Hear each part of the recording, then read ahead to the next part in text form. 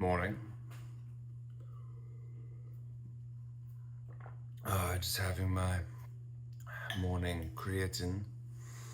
Oh, it's important, I think. But, one of the ways to get creatine without having to take a supplement, which, I mean, I get it somewhat from this anyway. I still take my 10 grams every morning. It's a tradition. But you can have your red meat. It's got creatine in it. And I was prepping my food for the day. It's elk, and it's got some excellent veggies all filled in there with herbs as well. Absolutely fantastic wraps. It's kind of like a ground meat corazon. I forget the word, but yeah, take the ground meat, flatten it out, fold it over the veggies and the herbs, and then bake it up. It's fantastic. But yeah, no, I was just I've been thinking a lot about different dietary habits that people will follow. The fact that a lot of people will follow one or another, and they do it. It doesn't seem like for any reason other than they saw it and they thought, hey, this is the thing, let me do this. This sounds cool or gimmicky, or they saw some person online that somehow convinced them that following a gimmick was the way to go. I've been making my tea, but there is no reason to do this. And there's lots of different kinds of them. You should do what works for you, and you just experiment with that.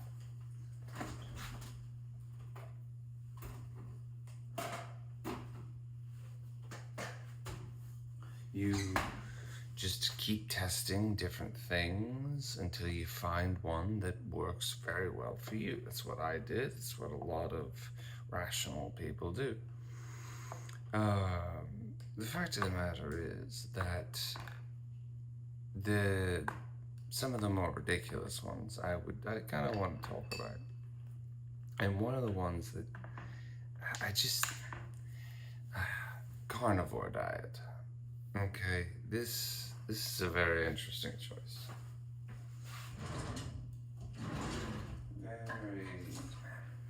Very odd.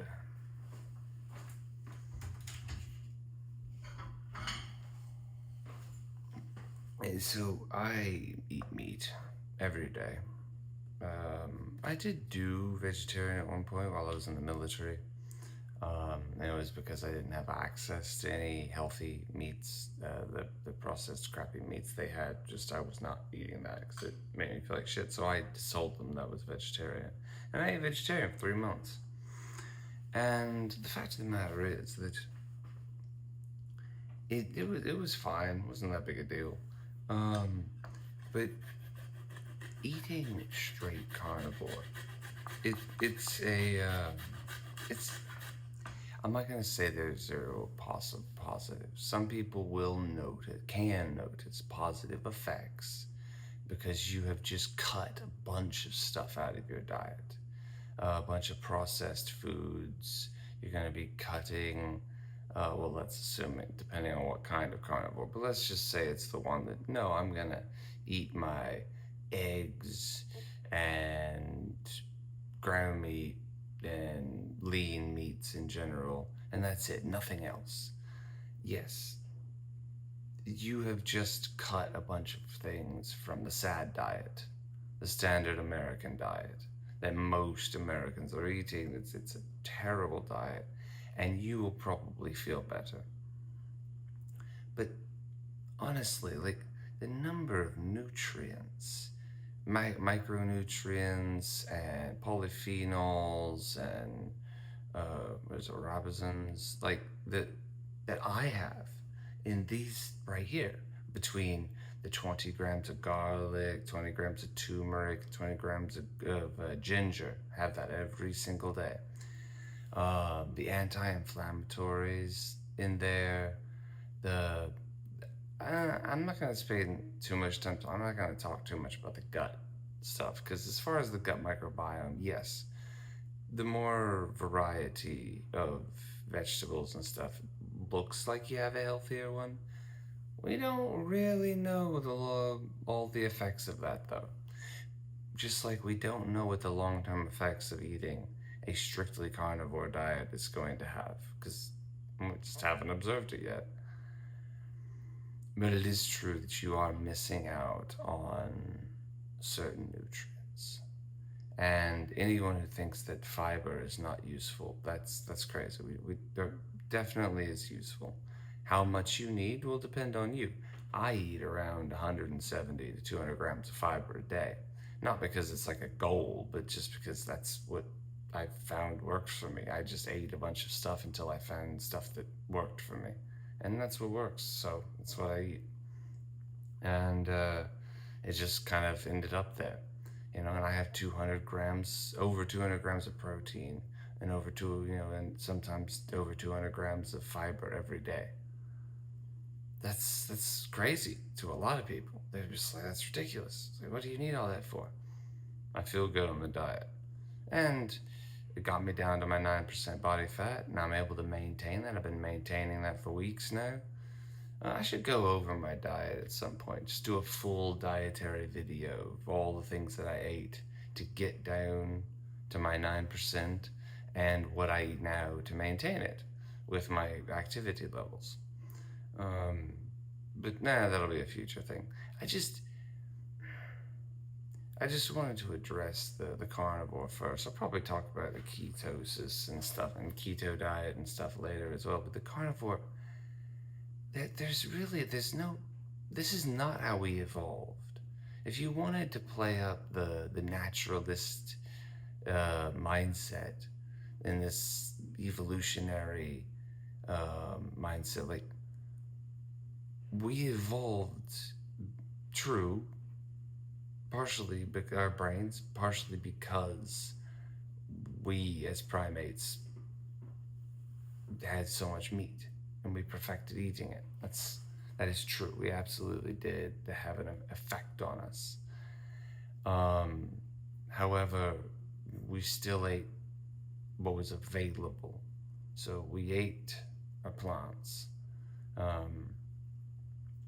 So you'll never hear me argue against eating meat.